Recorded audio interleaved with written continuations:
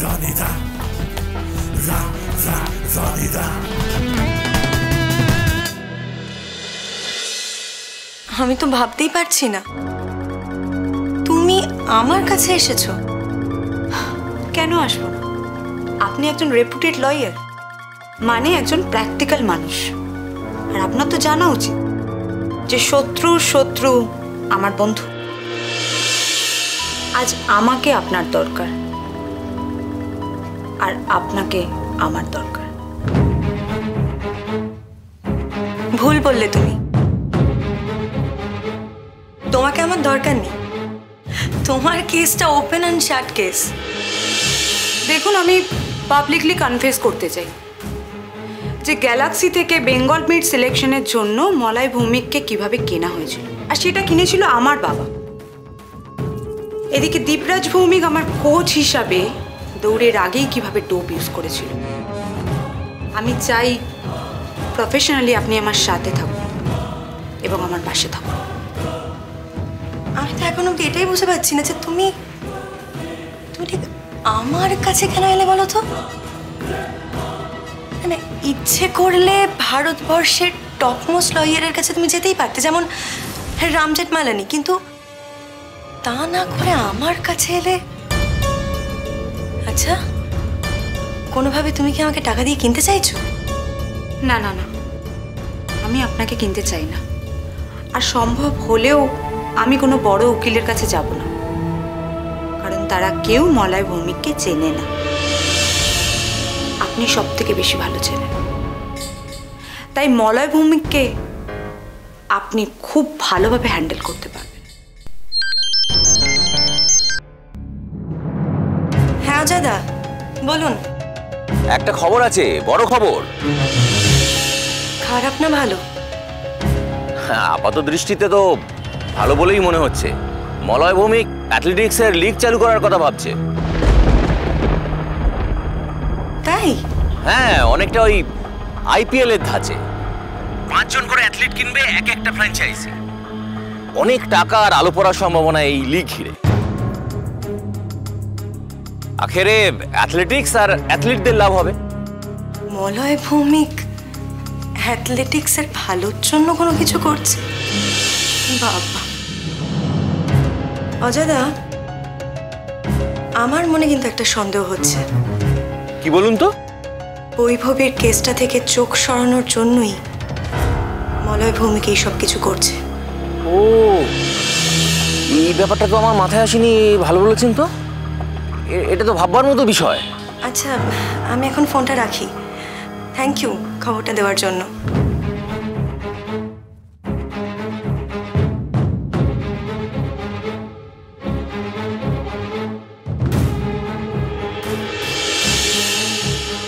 শোনো বৈভবী, মলয় ভৌমিক আক্রমণের পথ ছেড়ে গান্ধীগিরিতে নেমেছে। আমি তোমার পাশে থাকবো, তবে প্রফেশনালি নয়, দিদির মতো বন্ধু হয়ে। কারণ মলয় ভৌমিকের এই গান্ধী থেকে গন্ডার হতে বেশি দেরি হবে না। দেখো, আমি কিন্তু সম্পূর্ণভাবে বিপরীত মত পোষণ করি। আমি বলবো যে তুমি যেটা করছো সেটা কিন্তু একদম ঠিক করছো না। এটা কিন্তু রনির জন্য প্রচন্ড ক্ষতিকর হবে। তোমার মতে তাই মনে হয়? ইয়েস। এক্সপ্লেন করো, আমি শুনবো। দেখো, বেঁধে রেখে তো গরু ছাগলের জীবন পাওয়া যায়, ওই গরু ছাগল বানানো যায়, কিন্তু ঘোড়া তৈরি করা যায় না। দৌড়টা হচ্ছে রনির ন্যাচারাল ট্যালেন্ট, কিন্তু ওর ভালোবাসা, ওর গান, ওর পড়াশোনা, আমি জানি এখন তুমি কি বলবে যে দৌড়টা ওকে জিনিয়াস প্রমাণ করতে পারে, কিন্তু ওর ওই গান, ভালোবাসা এইসব নয়। তুমি বলো, আমি শুনছি। দেখো, ওর ন্যাচারাল ট্যালেন্টের সঙ্গে কিন্তু ওর ভালোবাসাটা ওতপ্রোতভাবে জড়িত।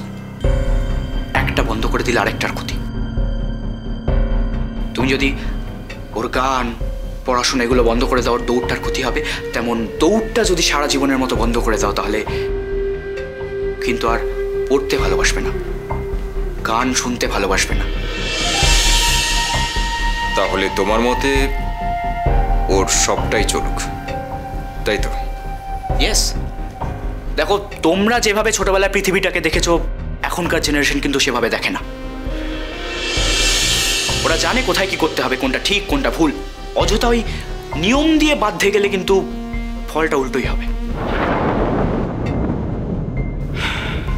দেখো, আমি আজ কনফেস করছি, রনির সেই দিনের ইন্টারভিউটা আমি করেছিলাম, আমি অ্যারেঞ্জ করেছিলাম। কিন্তু তুমি যদি ওই ওভার রিঅ্যাক্টটা না করতে তাহলে কিন্তু রনি আজ ন্যাশনাল দৌড়াতো।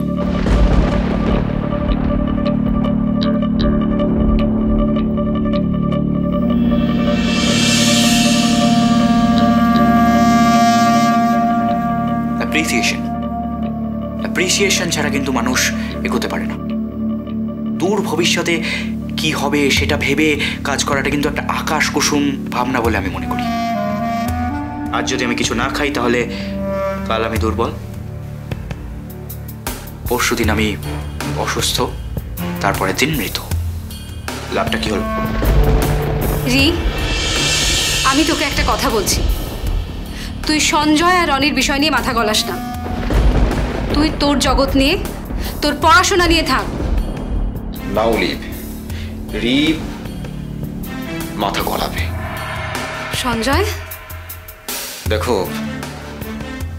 রি হয়তো সব ঠিকই বলছে, হয়তো আমাকে আবার সবকিছু নতুন করে চিন্তা ভাবনা শুরু করতে হবে, কারণ আমি চাই না যে নতুন করে আর কিছু ভুল হোক।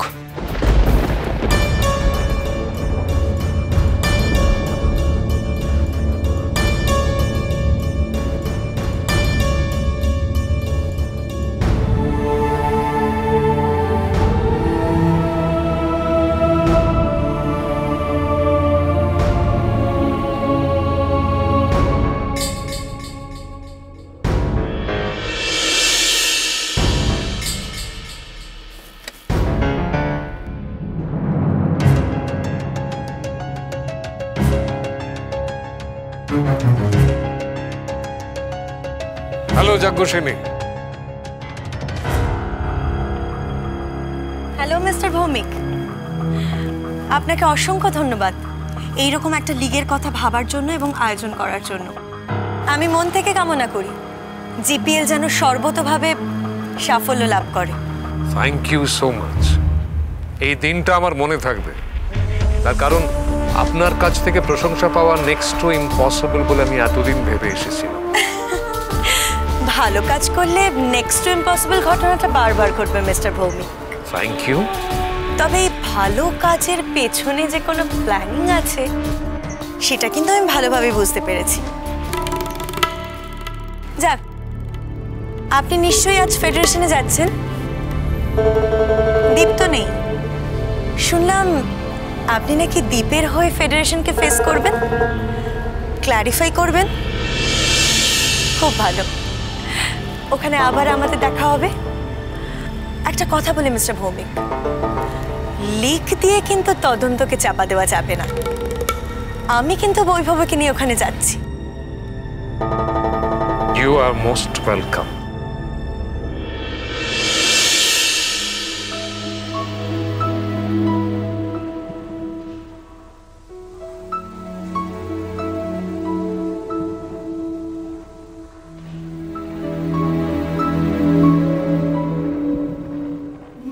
কি করছিস?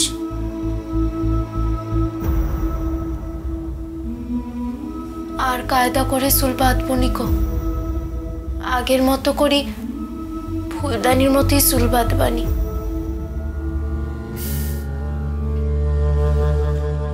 গিয়েছিলাম, রনি মানেই দৌড়। দৌড় আর রনি একই জিনিস। দেখ, একজন মানুষ সে তো নিজেকে সবচেয়ে বেশি ভালোবাসে, কিন্তু তাকে যখন জিজ্ঞেস করবি সে কাকে ভালোবাসে, সে বলবে হয় তার বাবা মার কথা, না হয় অন্য কারো কথা। নিজের কথা তো কখনো বলে না, আর এটাই আমার বুঝতে দেরি হয়েছিল।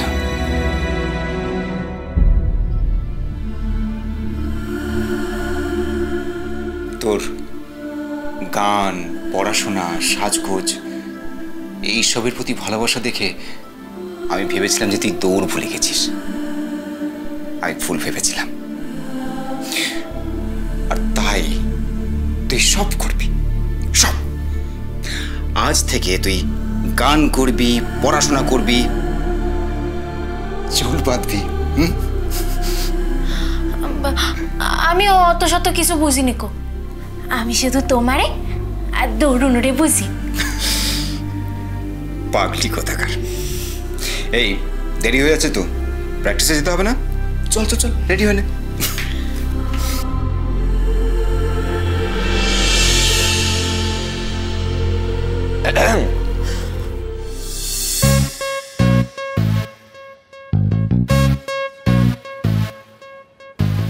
এবার আমি গান করলে শুনতে হবে তো? अब तो आदत सी है मुझको ऐसे। প্লিজ। আবার উচ্চারণে গন্ডগোল।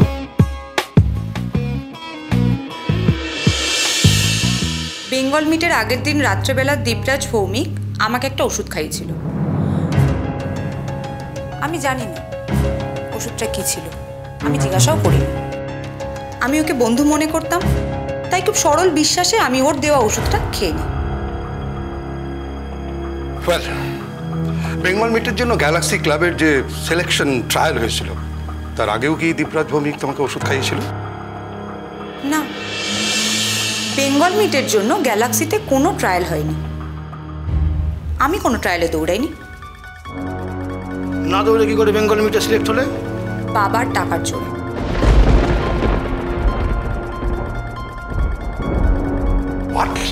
ইয়েস স্যার, আমার বাবা মলয় ভৌমিককে অনেক টাকা দিয়েছিল যাতে আমাকে সিলেকশন করে। May I come in? Yes, come in. বসুন। Thank you.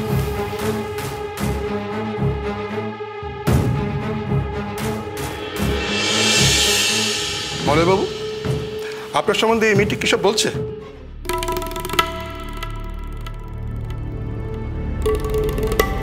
কি বলি বলুন তো?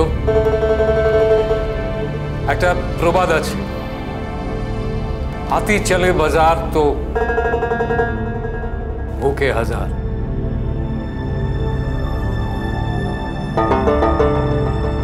আমি এ সম্পর্কে নিজের মুখে কিছু বলবো না, যা বলার সাক্ষী। ভেতরে এসো শবনম।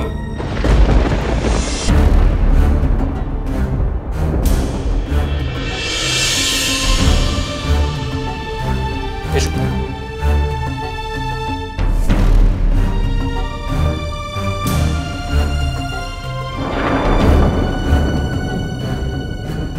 এই মেয়েটির নাম শবনম, শবনম সিংহ। শবনম, তুমি আমাকে যা বলেছ সেই কথাগুলো ওনার সামনে বলো।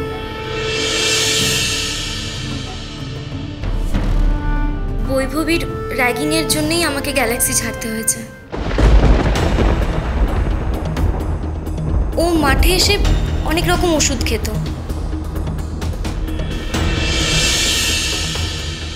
আচ্ছা, বৈভবী কি নিজেই ওষুধ খেত, না ওর কোচ দীপরাজ ভৌমিক ওকে খাওয়াতো? দীপদা সেভাবে আমাদের কোচই ছিল না, বৈভবী যা করা নিজেই করতো। এসব এখানে কেন বলছে শবনম? ও ও আমাকেও বলেছিল ওই ওষুধগুলো খেতে, কিন্তু আমি রাজি হইনি। তারপরেই ও র্যাগিং শুরু করে। আমি বাধ্য হই গ্যালাক্সি ছাড়তে। শবনম, তোকে আমি প্রথম দিন থেকে না একদম ঠিক চিনেছিলাম। তুই সমস্ত দিক থেকে একটা লোয়ার জায়গা বিলং করিস, একটা লোভী মেয়ে।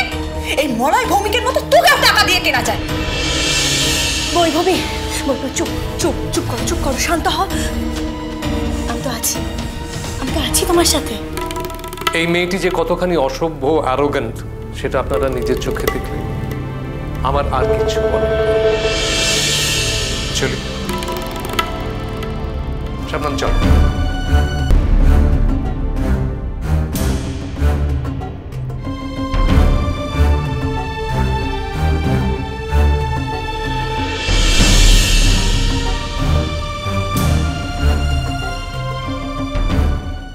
না না, আমি কিছুতেই এটা মেনে নিয়ে চুপচাপ বসে থাকতে পারবো না। শবনমকে আমি নিজের হাতে করে তৈরি করেছি। আমি তো শুধু ওকে দৌড় শেখাইনি, আমি ওকে নীতি শিক্ষাও দিয়েছি আমার নিজের মতো করে যতটা পেরেছি। কি করে এটা হলো? কি করে এটা সম্ভব হলো? ওই এতটা লোভী কি করে হতে পারলো? নিজেকে বিক্রি করে দিল মেয়েটা। এটা আমাকে জানতেই হবে। আমি ওর বাড়ি যাব, গিয়ে আমি জানবো, ওর কাছে আমি জবাব চাই কেন ওই কাজটা করলো। অজয়দা দেখো, রেগে গিয়ে ওকে বকাচোকাও করো না। শুদ্ধ একটা ধাক্কা সামলে ও উঠেছে। আচ্ছা ঠিক আছে, তুমি ওকে বুঝিও আর ওকে বোঝারও চেষ্টা করো। হ্যাঁ অজয়দা, এ বিষয়ে আমারও কিন্তু একই মত। আমি চেষ্টা করব, কিন্তু আমি কথা দিতে পারছি না।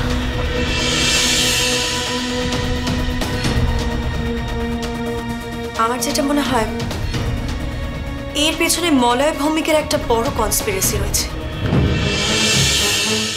শবনমের উপর আমি একটু রাগ করতে পারছি না।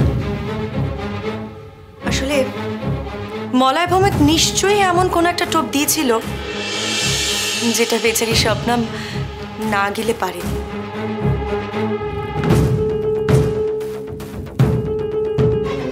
সবাই তো আর সঞ্জয় সেনের মতো লোককে জয় করতে পারে না। শিষ্যার ভাইয়ের চিকিৎসার জন্য নিজের উপার্জনের একমাত্র স্থলকে বিক্রি করে দিতে পারে না। প্লিজ এই প্রসঙ্গটা থাক। আর এই ধরনের প্রসঙ্গ শুনলে আমি খুব একটা স্বস্তি বোধ করি না। Please please. আচ্ছা বেশ, আপনার চাকরি কেমন চলছে?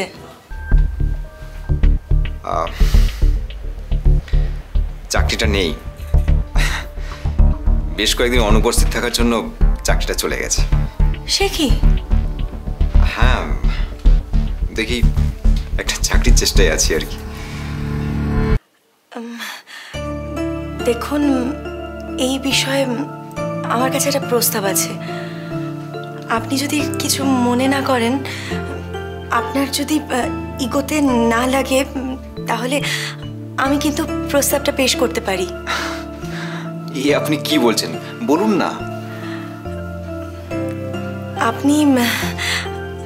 আপনি কিন্তু আমার লিয়াজো হিসেবে কাজ করতে পারেন। আমি আপনাকে কাজটা বুঝিয়ে বলছি। দেখুন, আমাকে না অনেকগুলো কোম্পানির আইনি দিকটা দেখাশুনো করতে হয়।